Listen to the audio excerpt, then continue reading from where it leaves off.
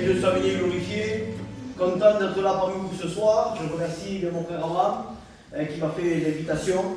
Croyez-moi, je suis fatigué. On vient d'Avignon, vous le savez déjà pour ceux qui me connaissent. Et je suis venu pas en forme du tout. Je suis venu, on a été toute la journée bien préoccupés, on est allé à l'enterrement cet après-midi. Et après l'enterrement, on est venu, on a pris la route, on est venu là. Mais croyez-moi, même quand on est fatigué, la Bible dit que nos forces se renouvellent en marchant. Et croyez-moi qu'on est là, on se réjouit à travers les chants de cantiques, on se réjouit bien à travers les témoignages, et à travers de ce beau programme que Dieu a permis, eh bien, qu'il soit fait ce soir. Mais néanmoins, je crois de tout mon cœur que ce qui prime à cette réunion, c'est la parole de Dieu. Amen. Vous savez, je n'ai pas la capacité d'apporter un très très grand message, mais néanmoins, même un petit mot de Dieu peut bouleverser, peut transformer un cœur. Et je crois que ce soir, je suis venu avec le mot de Dieu. Amen. Alors, je sais que vous avez prié pour moi, et je voudrais qu'on le refasse ensemble, si vous voulez bien. Demandez à mon frère Michael de pouvoir le faire. Seigneur, merci pour ces moments que tu permets.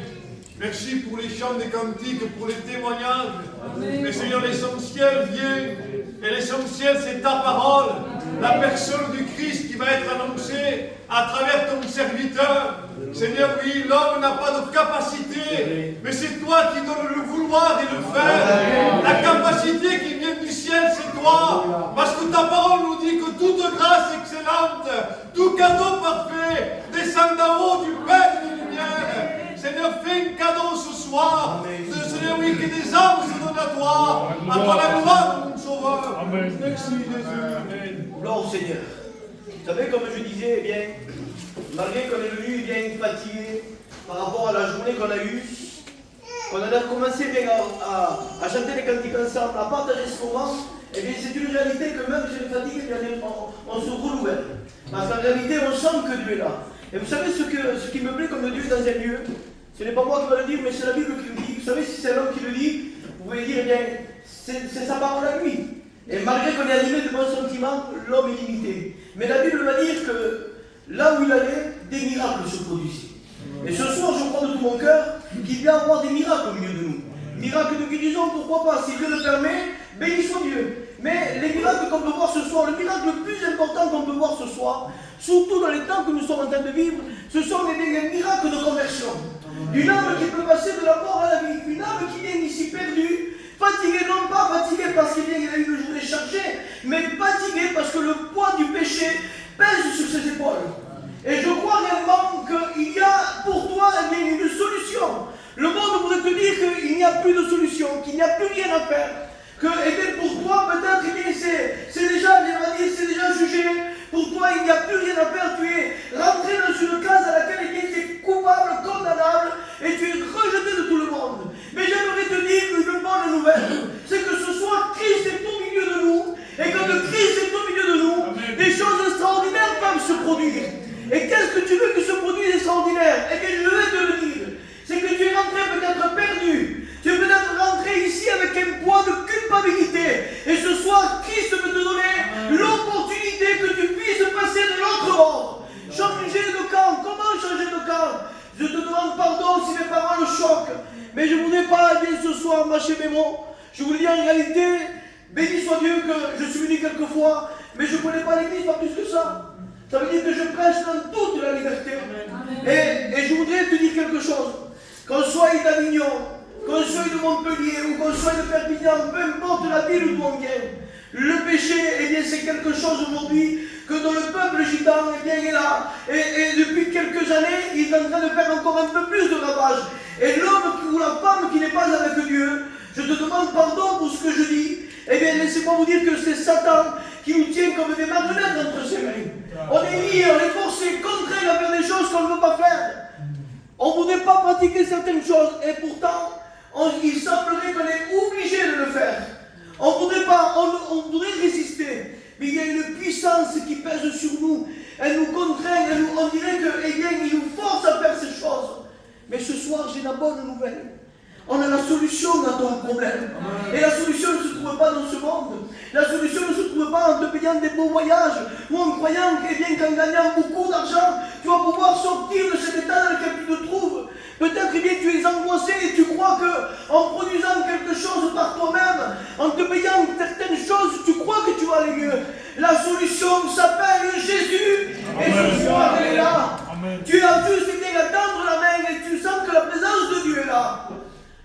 essayé par diverses manières, j'ai essayé par diverses façons.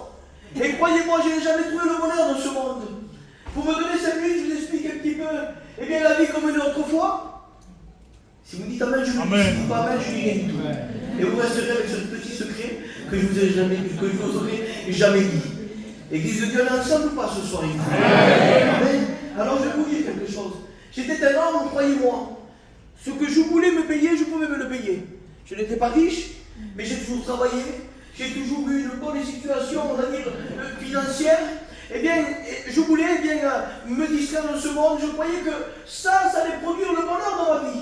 Je pensais qu'en partant en voyage, en me payant ce que mon cœur voulait, eh bien, je croyais en réalité que ça allait arranger mon problème dans ma maison. Je croyais que ça allait arranger ma situation. Mais en réalité, j'essayais de trouver quelque chose dans ce monde. Mais en réalité, il n'y avait rien de bon. Plus j'essayais, alors j'avais un jour de bon, mais pour 10 de mauvais. J'amenais ma femme dans les meilleurs endroits qu'on a pu aller visiter. C'est vrai, il y avait des beaux endroits à voir. Mais ça ne changeait pas l'état de mon cœur. Ça ne changeait pas l'état de ma maison. Ça ne changeait pas la situation par laquelle on vivait. Je désirais de donner de la joie dans mon foyer. Mais en réalité, c'était le diable qui nous tenait entre ses mains. J'étais quelqu'un qui était pécheur et privé de la gloire de Dieu.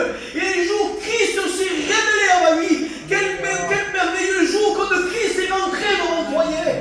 Quand Christ est rentré dans mon foyer, ça a bouleversé toute ma maison. Ma femme était une femme malheureuse. C'était une femme qui pleurait jour et nuit. Une femme qui avait peur que je me voyais rentrer dans la maison. Parce que j'étais pas méchant, mais attention, il ne fallait pas trop me chercher.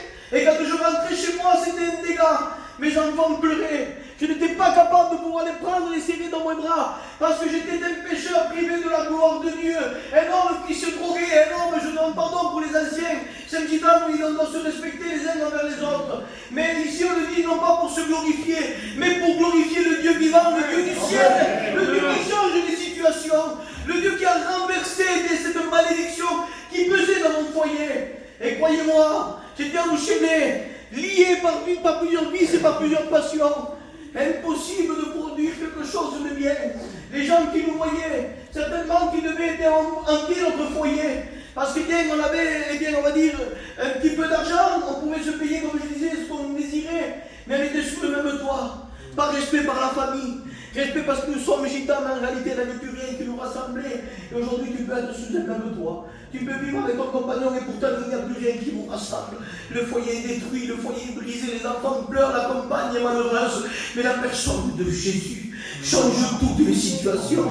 La personne de Jésus te redonne de l'espoir là où les ténèbres ne veulent pas t'entourer. La personne de Jésus, c'est quelque chose de merveilleux. On t'en parle, tu vois, bien autour de toi, toutes ces vies transformées, toutes ces vies changées. Mais pourtant, si tu n'expérimentes pas ce soir, tu resteras une malheureuse ou une malheureuse. Bon, croyez-moi, des fois il y en a marre de souffrir. Vous savez, je vous dis en réalité, je suis un homme, mais pour un homme, des fois c'est compliqué. On a cet orgueil qui dit, un homme ne pleure pas. Hein. Croyez-moi, j'ai pleuré plusieurs fois. Plusieurs fois dans ma chambre, j'ai pleuré plusieurs fois. Et je disais, demain je ne le ferai plus. Je promettais de ne plus jamais recommettre la même chose. J'étais lié par des serments que je n'ai jamais tenus.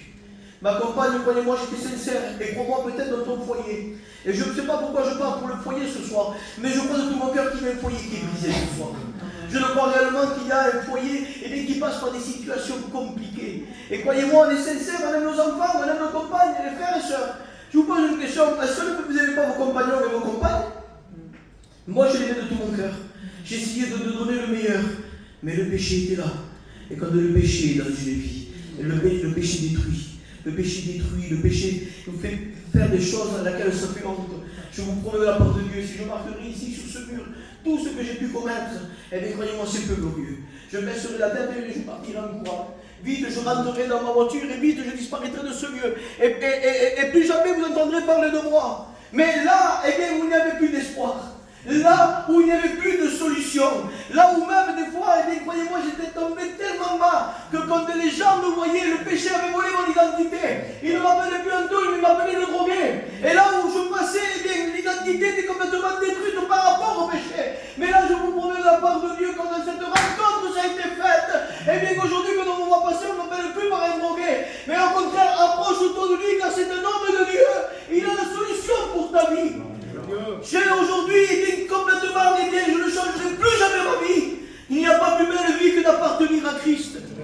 Croyez-moi, aujourd'hui, il y a tellement de méchanceté. Tu ne peux même plus manger des fois avec ton frère ou ta soeur parce que vous ne vous parlez plus. Il y a tellement de choses dans lesquelles eh bien, le diable est en train de séparer les familles pour pouvoir vous tenir eh bien, loin les uns des autres. Le diable est là pour voler l'amour. Le diable est là pour détruire, pour briser. Et quand tu es brisé, que tu n'en peux plus. Et je l'imagine de cette manière, il est là en train de te regarder, en train de se réjouir, en train de rigoler, en train de se frotter les mains, en disant j'en ai terminé avec lui, j'en ai terminé avec elle. Regarde comme ils sont au bout du rouleau. Aujourd'hui, je vous le dis en vérité, autrefois ça ne s'entendait pas parler ça. Mais aujourd'hui dans le peuple gitan, on voit des personnes qui veulent sauter la vie. Des personnes qui sont avec des esprits de suicide.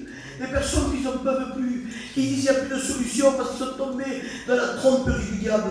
Mais le diable est un menteur et père du mensonge. Ce soir, que les ténèbres reculent dans le nom de Jésus et que tu puisses venir à la lumière de la parole de Dieu. La Bible dit, on va faire une lecture, sinon je continue à prêcher et je ne fais pas de lecture. Alors, on va lire Romains 8, verset 1er. La Bible dit, il n'y a donc maintenant aucune condamnation pour ceux qui sont dans Jésus-Christ. Amen. Voilà ce que Dieu te propose. Tu es condamnable, coupable. Même que des fois, tu n'es pas heureux ou malheureux, je vous demande pardon. Mais des fois, on se sent comme une victime. On se sent victime de ce qu'il y a. Mais en réalité, tu n'es pas une victime, tu es un coupable. Tu es un coupable et tu es bien destiné, je vous demande pardon. Si on reste dans ce péché, tu es destiné à aller en enfer avec les démons. Et croyez-moi, si on parle comme ça, peut-être bien que ça choque un petit peu, mais il est temps qu'on ne s'habitue plus à venir écouter la parole de Dieu et repartir de la même manière que nous sommes rentrés. Il ne faut plus s'habituer aux réunions, mais il faut que la parole de Dieu ce soir pénètre dans ton cœur et qu'elle produise une transformation dans ta vie. Il faut que tu réalises, que tu comprennes qu'en réalité, eh bien, tu es perdu, tu es pécheur et privé, comme je dis, de la mort du Seigneur. La Bible dit que le salaire du péché, c'est la mort. Mais le don gratuit de Dieu, c'est la grâce en abondance, c'est la vie en abondance. Ce soir, je vous promets, il n'y a pas plus belle vie qu'avec Jésus. On pourrait, eh bien, tous les chrétiens qui nous sommes là, tous les serviteurs qui sont là, pourraient te dire que la plus belle chose qu'ils ont fait, c'est la rencontre avec le Seigneur. N'as-tu pas marre de souffrir? N'as-tu pas marre de pratiquer ce que tu pratiques? Ne voudrais-tu pas changer de vie? Ne voudrais-tu pas eh bien, faire cette réelle rencontre avec lui?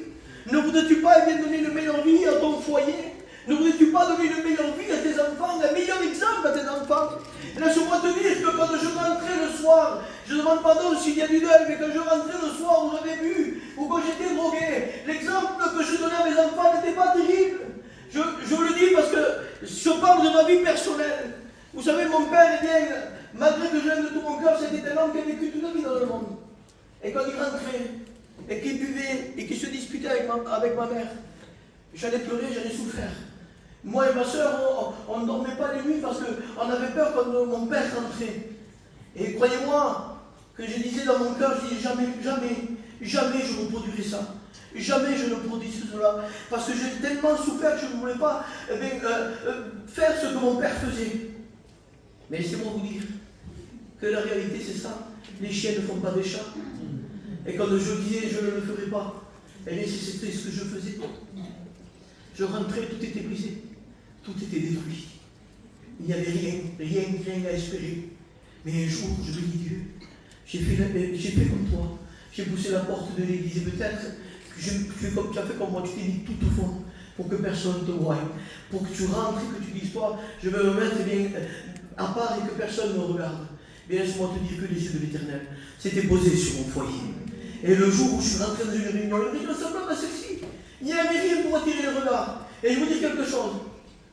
En réalité, je vous le dis, il est plus beau le local que vous avez aujourd'hui, vous, que celui qu'on avait autrefois sur Avignon. 4 algécos, une porte qui se fermait à moitié, et une autre porte qui était condamnée, un pupitre tout au fond, 3 personnes, 4 ou 5 personnes dans l'église, pas grand monde. Vraiment petite salle.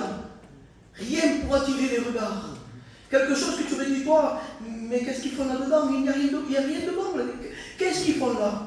Et je suis rentré, je me suis assis, et j'ai demandé à Dieu, j'ai demandé de tout mon cœur. La Bible dit que quand un malheureux crie, l'Éternel l'entend. Et tout simplement, il entend, mais il est libre de toutes ces détresses. Parce que si l'Éternel simplement l'entendrait, c'est bien qu'il entende, c'est très bien qu'il entende, mais s'il entend juste et qu'il n'agit pas, il serait bien le plus grand des psychologues.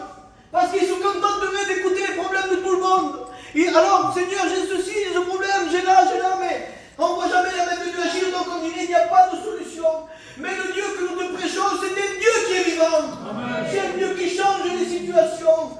C'est un Dieu qui est capable de te donner de l'espoir là où tu n'en as plus. Et en plus de ça, je te prêche quelque chose que tu vas vivre mieux sur cette terre. Mais il y a quelque chose de plus grand que de vivre mieux sur cette terre. Parce que sur cette terre, nous sommes simplement que de passage. Mais il y a un endroit merveilleux où la Bible parle, où il dit bien que les pavés des rues sont en or, les portes sont de perles, là où il n'y a plus de pleurs, plus de deuil, plus de grincement dedans, là où il y aura la joie pour toute une éternité. Vous savez, je me permets de le dire parce que souvent je l'imagine. Et vous savez qu'est-ce que j'attends? Parce que ce monde est vrai, fatigue. Les frères, ce monde ne nous fatigue pas.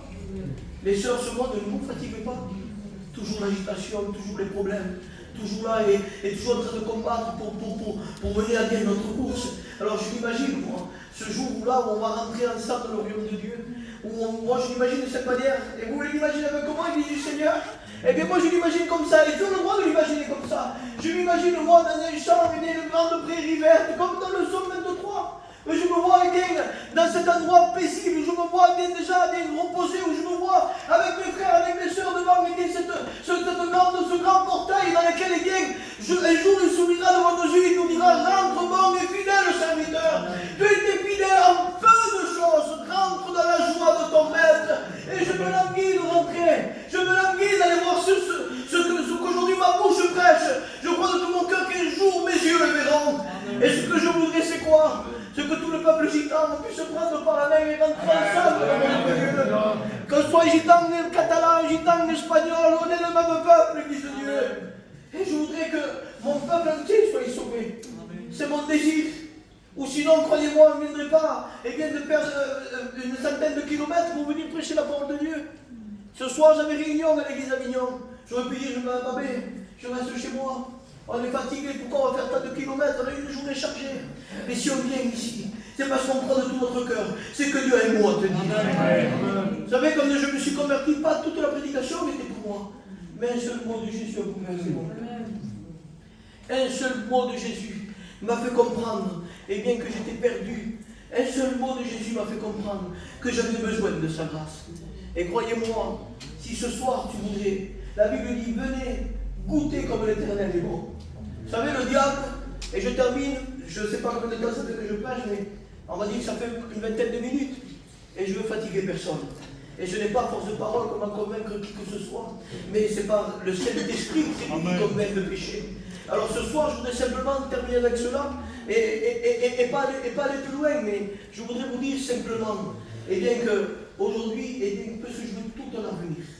Comment va l'avenir? La Bible dit que le lendemain ne nous appartient pas, c'est vrai. Les 5 minutes d'après ne t'appartiennent pas. Mais il y a quelque chose que je voudrais te dire. Autant tu repars de tu rentres dans ce lieu perdu, et tu peux repartir de ce lieu sauvé. Ce soir, si tu veux, eh bien, tu peux fermer la porte de l'enfer, on va l'imaginer comme ça, sous tes pieds, et t'ouvrir la porte du ciel. Et oui, et c'est magnifique de te dire que dans une seule réunion, tu peux passer de la mort à la vie, des ténèbres à l'admirable lumière de Christ, de la puissance de Satan à la toute puissance de Jésus. Ce soir, il serait peut-être temps que tu réalises que tu as besoin de la grâce de Dieu. Tu peux être jeune, tu peux être moins jeune, mais le diable ne nous aime pas. Croyez-moi, le diable est là, il se montre comme un ami. Il se montre comme un ami, parce que s'il viendrait, eh bien, avec sa facette du diable, c'est une passeport, on reconnaît que c'est le diable, hein, et de suite on ne le veut pas. C'est qui veut le diable? Personne ne le veut. Mais croyez-moi, même si tu ne le veux pas, c'est un sangène, lui. Même si tu ne le veux pas, une petite faille qu'il y a dans ta vie, il s'infiltre. Et quand il s'infiltre, il détruit. Et c'est son but, lui, c'est de détruire. Mais par contre, là ce soir, il a la solution pour toi. Mais lui, par contre, il ne te forcera pas. Il tape à la porte de ton cœur. Et si tu entends savoir ce soir, ne l'endurcis pas, au contraire, ouvre la porte. Je crois qu'en réalité, ce soir, il y a un bon deal à faire. Comment un bon deal? Bien sûr, le diable même que tu es, ne t'aime pas. Et aujourd'hui, les jeunes sont angoissés. Autrefois, quand j'étais plus jeune, quand j'avais 15-16 ans, je ne pensais pas à tout ça, moi. Mais aujourd'hui, le monde a évolué, le monde a changé. Et ce n'est plus le monde d'avant. Et si les anciens qui sont là, ils pourraient dire encore plus. Déjà, avec le monde de bien, c'était déjà un monde d'écart. Et aujourd'hui, ça fait honte de dire ce qu'il y a tout ça. Qu'est-ce que vous attendez de plus? Le péché est arrivé à son comble. Les prophéties sont accomplies. Il y a des choses qu'on n'entendait pas autrefois, qu'on entend aujourd'hui. On attend qu'une seule chose, c'est que Christ revienne nous chercher. Je pose une question à mes frères et à mes sœurs. Combien sont ceux qui attendent de Jésus? Levez la main. Levez la main. Vous n'attendez pas Jésus, les restes? Levez la main, ceux qui attendent Jésus. C'est-à-dire que si on entend, à l'attendre ce soir, s'il revient, on s'en va avec lui. Maintenant, toi qui es là dans ce lieu et qui ne le connais pas ce soir, fais cette rencontre avec lui. Je voudrais qu'on s'incline par respect à Dieu. Et je voudrais, eh bien, si les frères me le permettent, c'est mes copains